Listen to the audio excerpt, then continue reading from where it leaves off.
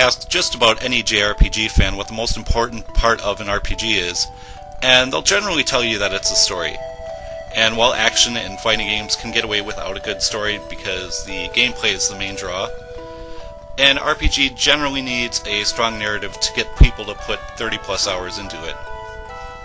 Every once in a while, though, a game comes along that kind of is the exception to the rule, and you're looking at one of them right now. This is Golden Sun for the Game Boy Advance. And that's not to say it doesn't have a good story. It's kind of like Final Fantasy XII in a way.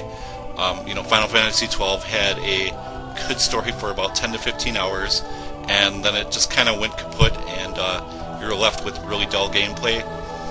This one, the story is only really good for like an hour or two, but without the story, there's still very, very strong gameplay. And the first thing you notice when you boot up the game is how nice the graphics look.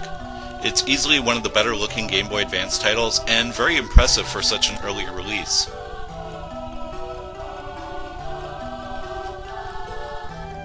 Now, combat in this game is carried out in the traditional old-school turn-based fashion. You select moves for all your characters all at once, and then whoever has the highest agility rating, gets to go first, be it you or an enemy. And you have your standard attacks. You have your magic, which is called Psynergy. You also have Ginny, or I hope I didn't butcher that, but that is like an elemental attack, which sometimes it'll boost your party's attack, sometimes it'll boost defense, sometimes it'll just attack an enemy, heal your party, does all sorts of different things. And once you use one of those, your next turn you'll be able to summon an elemental monster. And depending on how many Ginny you have on standby, you can do much stronger elemental summon attacks. And of course you can use your items, you can defend, you can also flee. One annoying thing though is that if an enemy is defeated and your character was going to target that enemy, rather than target the next enemy or a random enemy, your character will just defend.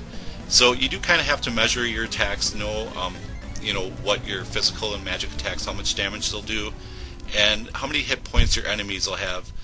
Otherwise you'll just be, mindlessly attacking, and you'll end up defending half the time. Other than that, fantastic battle system, and graphically it looks really nice.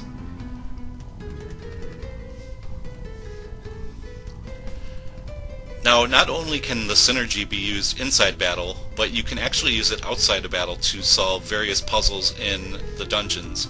And some of your Psynergy abilities are also available inside towns, like the Mind Read ability will obviously let you read the minds of anybody you come across.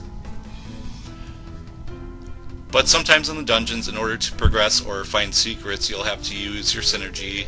You'll have things like growing vines to climb a wall. You'll have to use a whirlwind to blow a bunch of branches and leaves away to enter a tunnel. You can make ice pillars that you can jump across. There's just all sorts of things you can do with the Psynergy, and sometimes you have to kind of mess around with your Ginny and have like some set on standby, some set to summon, and doing various combinations of those will also change the class that your character is, and also will give them different magic sometimes. So there's a lot of flexibility with the whole magic Ginny summon system. Or, I'm sorry, Psynergy, not magic.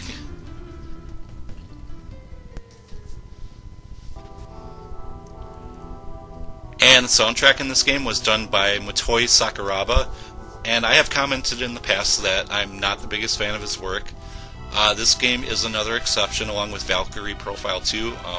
Really good music tracks for this game. They are actually memorable. Big problem I have with his stuff is a lot of it is generally forgettable, and it kind of all tends to blend together, but these are great individual tracks. You can definitely remember some of the tunes and pick out individual ones.